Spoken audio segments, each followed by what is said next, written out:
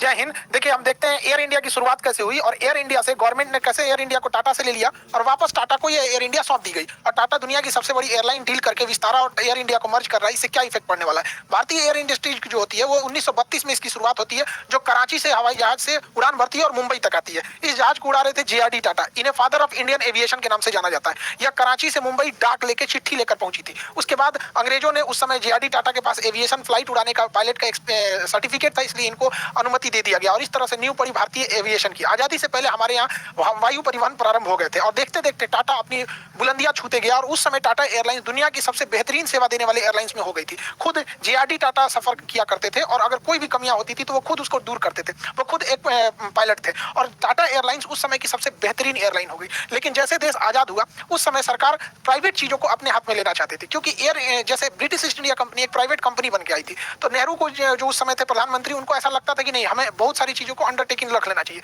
इसी कड़ी में उन्होंने एयर इंडिया को एक्वायर कर लिया, राष्ट्रीयकरण कर दिया, जिसका नाम हो गया नेशनलाइजेशन। नेशनलाइजेशन 2 चरण में हुआ एयर इंडिया का। सबसे पहले 1947 जैसे देश आजाद हुआ 49%, उसके बाद 1953 में 100% एक्विजिशन हो गया गवर्नमेंट से। देखिए, जब किसी चीज को गवर्नमेंट खरीद लेती है तो उसे राष्ट्रीयकरण कहते हैं, क्योंकि गवर्नमेंट के पास अपना पैसा नहीं होता है, राष्ट्र का पैसा होता है, नेशन वेल्थ होता है उसके पास।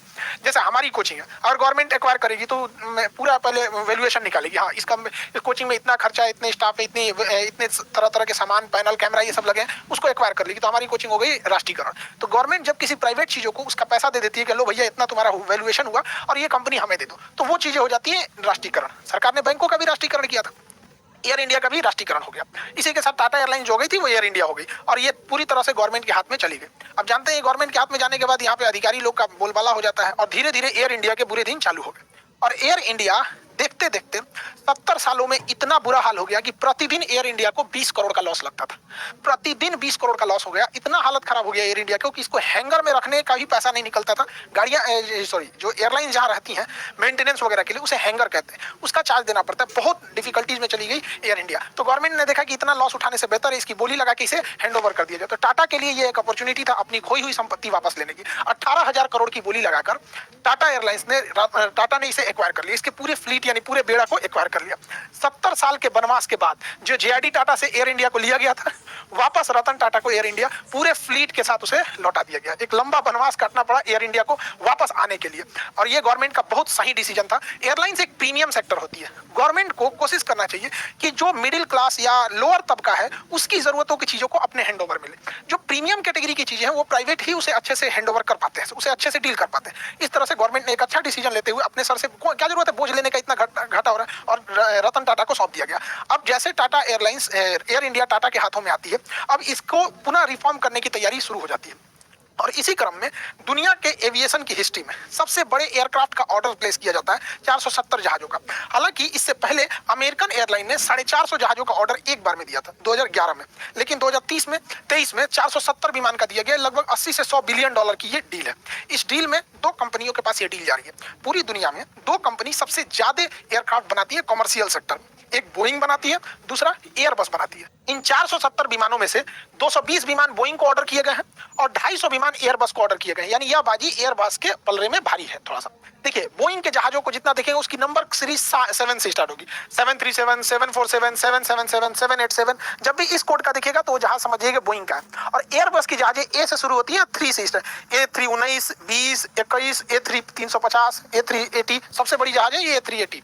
ये अभी तक का मतलब कॉमर्शियल लेवल का है, जिसमें पैसेंजर को ले जाया जाता है। तो एयरबस की शुरुआत A390, 20, 21 ऐसे होती है, बोइंग की इस टाइप से होती है। और भी बहुत सारे डिफरेंसेज हैं इन दोनों जहाजों में। अंतर देखने के लिए अगर देखेंगे तो ये ज्यादा एरोडायनामिक है, इसका थुथुर ज्यादा ऐसे निकला होता है, जबकि एयरबस का थोड़ा सा गोल टाइप का निकला होता है।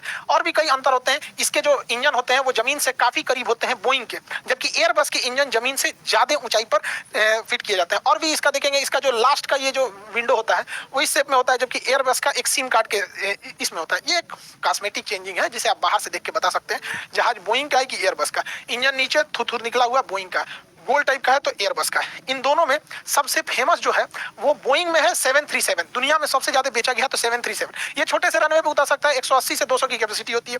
और एयरबस में A320, ये भी छोटे रनवे पे भी उतर सकता है, छोटे बड़े किसी भी रनवे पे। और इसकी भी कैपेसिटी 180 से 200 पैसेंजर की बीच की होती है। तो ये सबसे ज्यादा फेमस है दुनिया में। अभी देखिएगा बोइंग की पहचान चौकीला ऐसे चौक निकला रहता है इसका थुथुर, इसका क्या रहता है गोल। एक और चीज होता है, इसके जो नोज व्हील के पास कवर बड़ा नहीं रहता है, इसके नोज व्हील के पास ये बड़ा सा कवर होता है। तो कुछ चीजें कॉस्मेटिक जिसमें आप देख सकते हैं। अभी इन्हीं दोनों को ऑर्डर किया गया है, बोइंग और एयरबस को। इनके मैन्युफैक्चरिंग में 10 से 12 साल का लगेगा। ऐसा नहीं है कि अभी टाटा ने ऑर्डर किया अगले दिन से बन के आ जाएगा। पापड़ नहीं छानना है, जहाज बनना है। इसके इंजन कहीं और बनते हैं, पार्ट पुर्जे कहीं और बनते हैं यहाँ पे, तो इसको काफी मेहनत होगा। Rolls Royce engine, mainly Rolls Royce engine बनाती है। इंजन के मैन्युफैक्चरिंग में रोल्स रॉय का एक दबदबा है। रोल्स रॉय कंपनी ब्रिटेन की है, वहां से इंजन होगा, वहां के लोगों को रोजगार मिलेगा। एयरबस फ्रांस की कंपनी है, वहां पे एयरबस बनेगी, वहां के लोगों को रोजगार मिलेगा। बोइंग यूएस की कंपनी है, वहां पे रोजगार मिलेगा। बोइंग में एक और चीज देखिएगा, बोइंग के कुछ जहाजों में ये हम्प निकला होता है, हल्का सा उठा रहता है। एक्चुअली इसकी कहानी ये है कि ये यूएस एयरफोर्स के लिए बनाया जा रहा था, मिलिट्री एयरक्राफ्ट, लेकिन बोइंग से ऑर्डर ये हट के लॉकहीड मार्टिन के पास चला गया। तो बेसिकली इसे इसलिए उठाया गया था ताकि आगे से कार्गो लोड किया जा सके। बाद में इतना हैवी खर्चा हुआ था, तो बोइंग ने इसे कमर्शियल एयरलाइन बना के मिलिट्री की जगह पे आम पब्लिक के लिए सौंप दिया। तो ये पूरी ओवरऑल की ये डील है। अब एयर इंडिया जो है उसके पास पहले से विस्तारा एयरलाइंस थी, इन दोनों को मर्जर किया जा रहा है। ये मर्जर पूरी दुनिया में बहुत बड़ा प्रभाव छोड़ेगा। विस्तारा एयरलाइन टाटा और सिंगापुर का एक ज्वाइंट वेंचर है। इसकी शुरुआत 2015 में हुई थी। इसमें टाटा का 51% हिस्सेदारी था और सिंगापुर एयरलाइंस की 49% हिस्सेदारी से ये विस्तारा चल रही थी। जो लोग विस्तारा में सफर किए होंगे उन्हें पता होगा ये काफी प्रीमियम सर्विस देती है। इसको ऐसा लगता है कि हाँ फुल सर्विस एयरक्राफ्ट है। फुल सर्विस एयरक्राफ्ट उसे कहा जाता है। हालांकि एयर इंडिया भी फुल सर्विस एयरक्राफ्ट है। मतलब इसमें बिजनेस क्लास भी रहेगा, वीआईपी सीट, इकोनॉमिक भी रहेगा, प्रीमियम इकोनॉमी भी रहेगा, मतलब हर तरह की सीटिंग रहेगी यहाँ पर। तो इसकी फैसिलिटीज काफी बेहतरीन थी। एयर इंडिया की भी बेहतरीन थी, सरकारी हाथ में गया था तो गड़बड़ा गया था। अब इन दोनों का मर्जर कर दिया गया, दोनों का आपस में मर्जर कर दिया गया। मर्जर से ये हुआ कि ये छोटी एयरलाइन थी, इसका मर्जर बड़ी एयरलाइंस में हुआ। टाटा इसमें भी था, टाटा इसमें भी था। अब बात तक जाती है सिंगापुर एयरलाइन की, क्योंकि सिंगापुर एयरलाइन की हिस्सेदारी इसमें थी। डायरेक्ट आप बिना पूछे मर्जर नहीं कर सकते। तो सिंगापुर एयरलाइन का कहना था कि भैया एक काम करो, हमसे 2000 करोड़ और ले लो। तो सिंगापुर एयरलाइन मर्जर के बाद इसमें 2000 करोड़ रुपए और डालेगा और एक बड़ी एयरलाइन यानी एयर इंडिया में सिंगापुर एयरलाइन की हिस्सेदारी 25% हो जाएगी और टाटा की हिस्सेदारी 75% हो जाएगी। सिंगापुर एयरलाइन भी बहुत बेहतरीन फैसिलिटी के लिए जाना जाता है। तो ये मर्जर के बाद अब ये हाल हो जाएगा एयर इंडिया के पास। इससे कई फायदे होंगे। देखिए, दो अलग अलग एयरलाइन के कर्मचारी कभी एक दूसरे में ओवरलैप नहीं कर सकते। तो होता क्या था कि मान के चलिए ये वाला है विस्तारा का और ये है एयर इंडिया का। अब इसमें जहाज आने वाली है 10 बजे और इसकी जहाज आने वाली है 9 बजे। तो 9 बजे इसका पूरा स्टाफ बिजी हो जाएगा और इसका वाला टुकु टुकु देखेगा मेरी जहाज तो 10 बजे आने वाली है। तो लगेज काउंटर पे कोई पूरा बिजी है और कोई फुल टू एकदम खाली बैठा है। तो अगर दोनों एक साथ मर्ज हो जाएंगे तो दोनों एक साथ वर्क करेंगे। इससे कॉस्टिंग भी बचेगी, अलग सैलरी इनको ना देने के लिए। एक ही से क्या हो जाएगा, दोनों के हेल्प हो जाएंगे, एक साथ काम हो जाएगा। इसके अलावा अन्य सारे स्टाफ में देखेंगे बचे। बोर्डिंग काउंटर पे क्या है कि अगर विस्तारा की बोर्डिंग हो रही है, एयर इंडिया वाला चुपचाप देखेगा मुंह। तो ये इसका हेल्प नहीं कर सकता, इसका नहीं कर सकते, क्योंकि सबके ड्रेस अलग होते हैं, सबके अलग होते हैं, कंफ्यूज हो जाएंगे यात्री सभी से। तो अभी मर्जर से क्या हो जाएगा, स्टाफ भी कम स्टाफ मिलकर, दोनों के स्टाफ मिलकर ज्यादा वर्क कर सकते हैं। यहाँ पर बसेज क्या होती है, सारे एयरलाइंस की अलग अलग बसेज होती हैं। तो आप विस्तारा की अलग, एयर इंडिया की अलग, मर्जर करने से दोनों को फायदा हो जाएगा, कॉस्ट कम आएगी। और भी क्या, मेंटेनेंस मशीनरीज में ज्यादा कम करता है। जो पुश बैक एक ट्रक होता है, जहाज पीछे नहीं जाती है अपने इंजन के, हालांकि जा सकती है लेकिन इंजन पे बुरा असर पड़ता है, इसलिए उसको ढकेल के पीछे करना होता है। तो अलग अलग एयरलाइन अपने लिए पुश बैक मशीन रखती है, अलग अलग पैसेंजर को चढ़ाने लोड करने के लिए, खाने पीने के सामान लोड करने के लिए, लगेज चढ़ाने लोड करने अनलोड करने के लिए। तो अलग जितनी एयरलाइंस अलग अलग रहेंगे, विस्तारा अलग, एयर इंडिया अलग। तो क्या है कि एक ही चीज के लिए 2 बार खर्च करने पड़ेंगे। ऐसे क्या है कि मर्ज कर दिया गया, एक ही से काम हो जाएगा, दोनों का इसमें फायदा हो जाता है। सफाई कर्मचारी सबके अलग अलग होते हैं, मर्जर के बाद सबके सफाई जरूरी होता है। दोनों का जब मर्जर हो जाएगा तो पायलट भी आएंगे, इसके पायलट इसको उड़ा सकते हैं, इसके पायलट इसको उड़ा सकते हैं। दोनों का मर्जर होने से ये फायदा है। केबिन क्रू इसके भी, दोनों के मर्ज हो जाएंगे।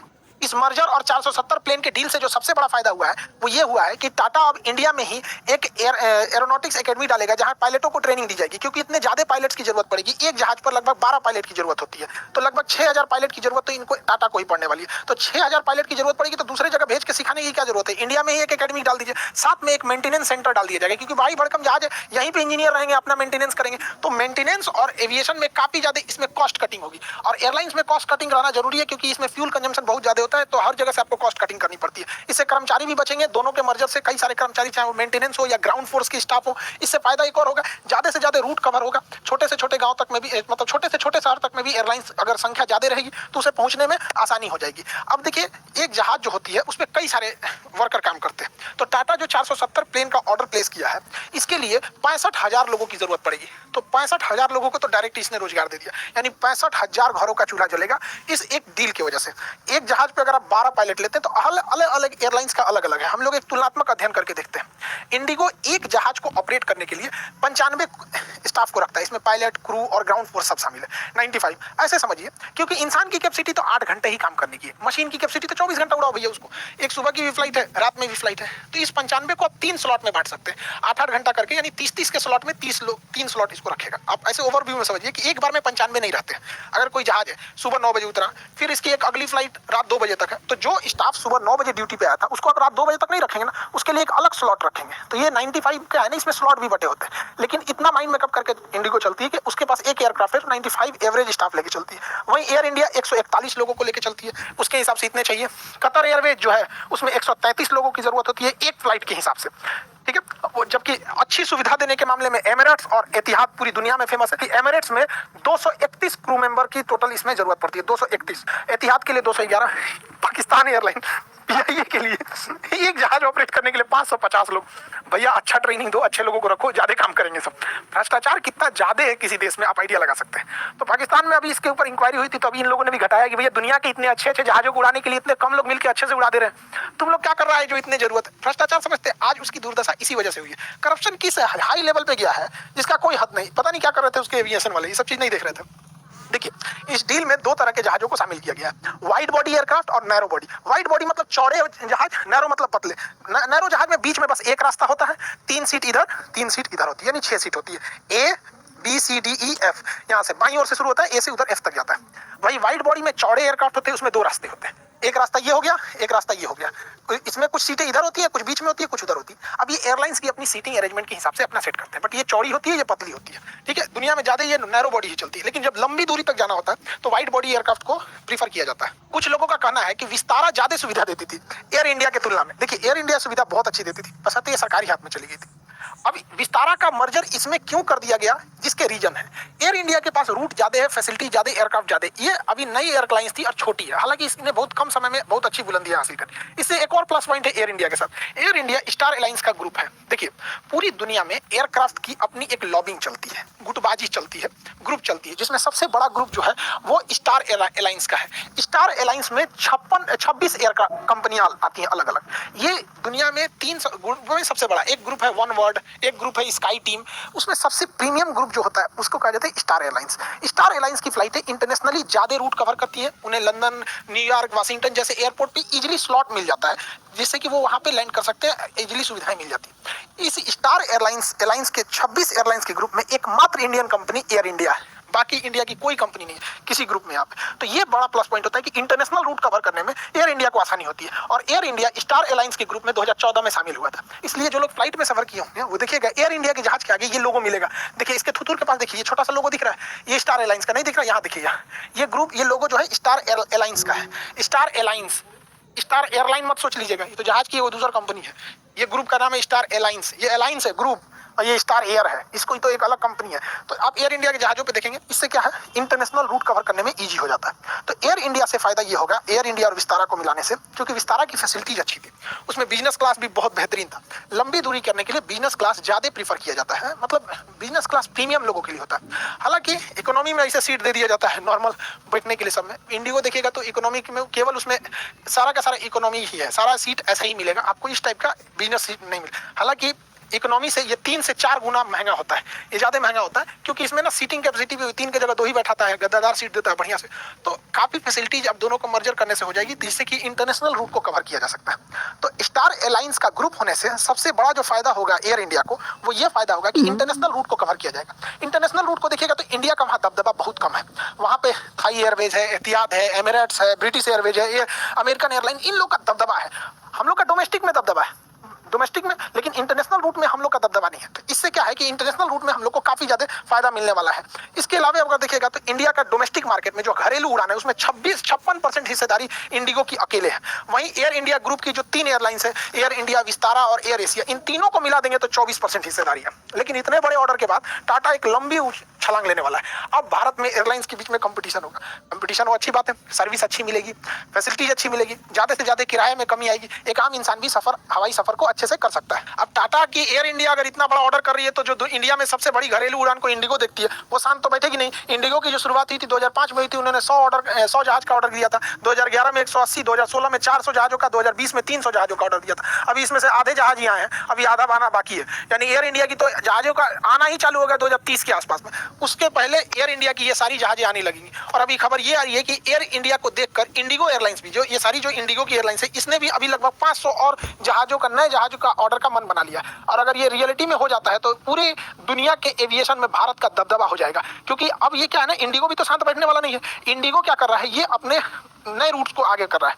वर्जिन एयरलाइंस के जो रिचर्ड ब्रेंसन है, उन्होंने कहा था कि अगर आपको बहुत जल्दी करोड़पति बनना है तो अरबों रुपए लेके के साथ, मतलब एक हैवी कैपिटल के साथ आपको एयरलाइंस इंडस्ट्री चालू करना चाहिए। क्योंकि एयरलाइंस में वही जो जी सकता है जिसके पास बहुत ज्यादा पैसा है। बहुत खर्चीला इंडस्ट्री होता है ये एयरलाइंस इंडस्ट्री यहाँ पर। अब देखिए भारत में क्या है, आज की ये कंपनियां इतने जहाजों को क्यों खरीद रही हैं?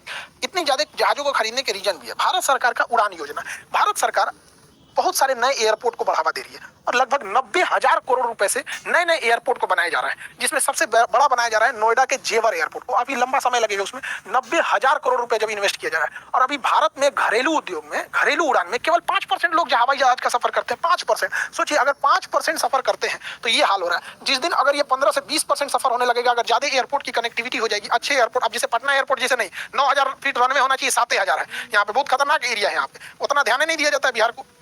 तो अगर ज्यादा से ज्यादा लोग सफर करने लगेंगे तो इससे ज्यादा एयरलाइंस को मुनाफा होगा। टाटा की एयर इंडिया सिंगापुर के साथ टाई अप कर रही है, सिंगापुर एयरलाइंस के साथ। वहीं इंडिगो जो है टर्किश एयरलाइन के साथ ऐसा टाई अप कर रही है। आखिर इस टाई अप के पीछे मेन रीजन क्या है समझिए। ये लोग बड़ी खुशहाली में खुश हो रहे हैं लोग, अभी इन लोग को समझ में नहीं आ रहा मेन क्या चीज चल रहा है यहाँ पे। देखिए टाटा सिंगापुर के साथ टाई अप कर रही है, इंडिगो टर्किश एयरवेज के साथ टाई अप कर रही है। इसका मेन रीजन समझिए, सिंगापुर का इस एरिया में दबदबा है, सिंगापुर एयरलाइन का इस एरिया में दबदबा है। टाटा के टाई अप से ये मार्केट पूरी तरह से कब्जा हो जाएगा, एशिया वाला। वहीं अगर आप बात करेंगे टर्किश एयरवेज की, तो टर्किश एयरवेज की यूरोप और अमेरिका में दबदबा है। इंडिगो के इसके टाई अप होने से पूरी देख रहे हैं पूरी दुनिया में इंडियन जहाज का दबदबा हो जाएगा। इन्हें लग रहा है कि हमारे यहाँ से जहाज खरीदा गया बोइंग, इनको लग रहा है इनके यहाँ से एयरबस खरीद लिया गया। ये इंग्लैंड वाले खुश हो रहे हैं कि रोल्स रॉय का इंजन, अरे भैया एक के बार ना खरीदा गया, खरीदाया तो एक के बार, उड़ेगा दिन में 20 बार। और जब उड़ेगा तो इन लोगों की जो एयरलाइंस की कंपनी मार, ब्रिटिश एयरवेज, अमेरिकन एयरलाइन, इन लोग का दबदबा अब कम हो जाएगा यहाँ पर। इससे बहुत बड़ा चेंजिंग देखने को मिलेगा ग्लोबल एविएशन मार्केट में। आई होप आप उसे समझे होंगे। अभी नेपाल में जो विमान दुर्घटना हुआ था उसकी भी जांच रिपोर्ट आ गई। वो विमान क्यों दुर्घटना हुई थी, पायलट की छोटी सी गलती से इतने लोगों की जान चल गई, इसको भी हम समझेंगे लोग अभी उसको नेक्स्ट वीडियो में। अभी आप लोग का एनसीईआरटी का ओल्ड एनसीईआरटी और न्यू एनसीईआरटी, इसके भी एक हफ्ते के अंदर बैच आ जाएंगे ओल्ड और न्यू एनसीईआरटी के। और आपका 21 तारीख से फिजिक्स स्टार्ट हो जाएगा सुबह 9 बजे से। फिजिक्स के बैचेज जो होंगे जितने लड़के हैं वो एप्लीकेशन में 21 तारीख से सुबह 9 बजे फिजिक्स स्टार्ट हो जाएगा। आई होप आप इस टॉपिक को समझे होंगे। मिलेंगे नेक्स्ट क्लास में। जय